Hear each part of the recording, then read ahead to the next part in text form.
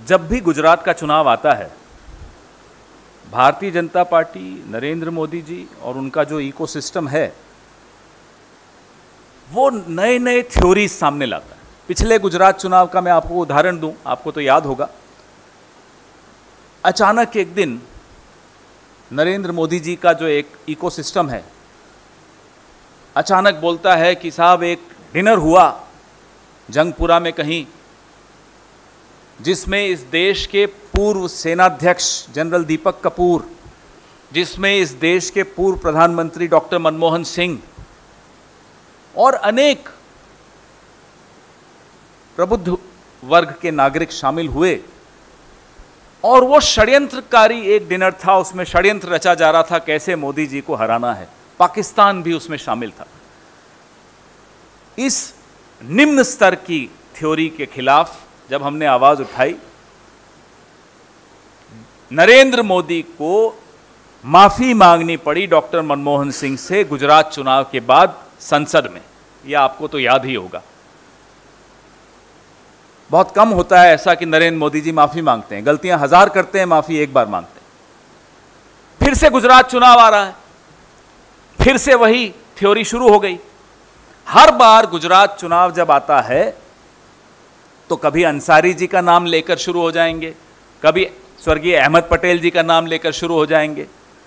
और मैं याद दिला दूं आपको, जिस एसआईटी ने श्री नरेंद्र मोदी को क्लीन चिट दी थी, उसके अध्यक्ष श्री राघवन को पुरस्कृत किया गया। जवाब दें, क्यों पुरस्कृत करने की आवश्यकता? वो तो अपना काम कर रहे थे। उनको रिटायरमेंट के इतने सालों के बाद राजदूत बनाने की आवश्यकता क्यों पड़ी? तो नरेंद्र मोदी जी को अब समझ लेना चाहिए कि काठ की हांडी बार बार नहीं चढ़ती।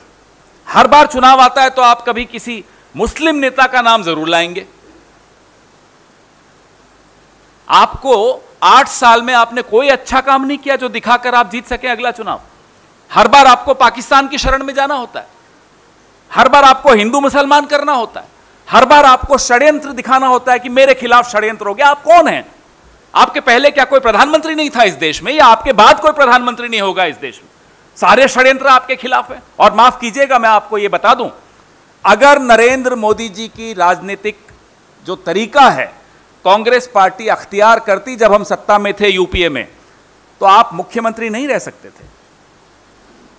आप वहीं होते जहां होना चाहिए था आपको। कांग्रेस पार्टी इस तरह की राजनीति में विश्वास नहीं रखती। रखती होती तो आपको खामियाजा भुगत लेना होता। अहमद पटेल जी हो या सोनिया जी हो, यह सब तो एक बहाना है।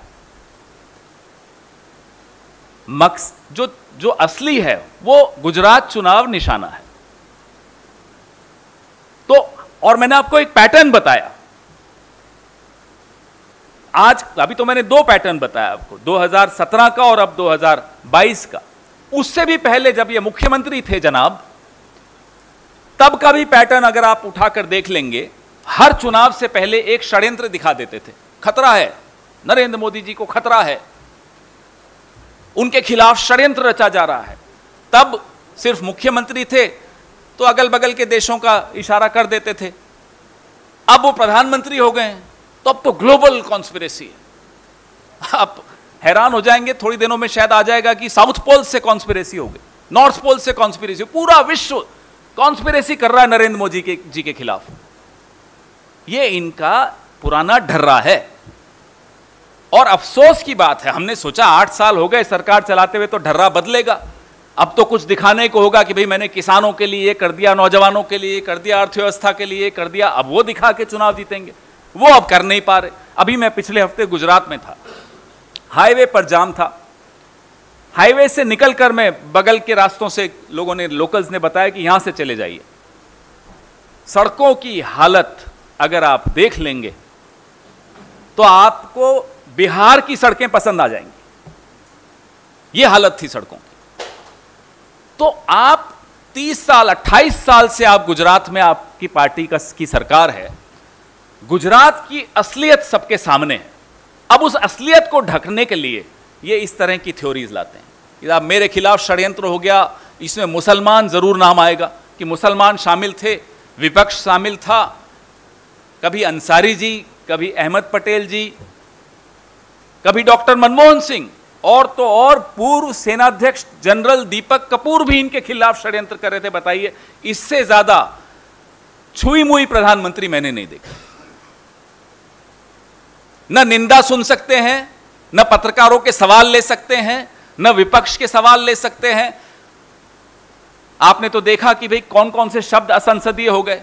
जितने मोदी जी के पर्यायवाची नाम हैं, जो आप लोग बोलने से डरते हैं, हम लोग बोलते रहते हैं, वो तमाम नाम अब असंसदीय घोषित हो गए।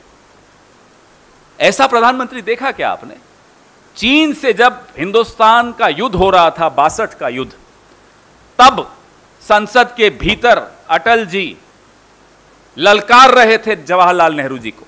वहां सीमा पर सेना लड़ रही थी, संसद में विपक्ष हम पर आरोप लगा रहा था, यह लोकतंत्र होता है।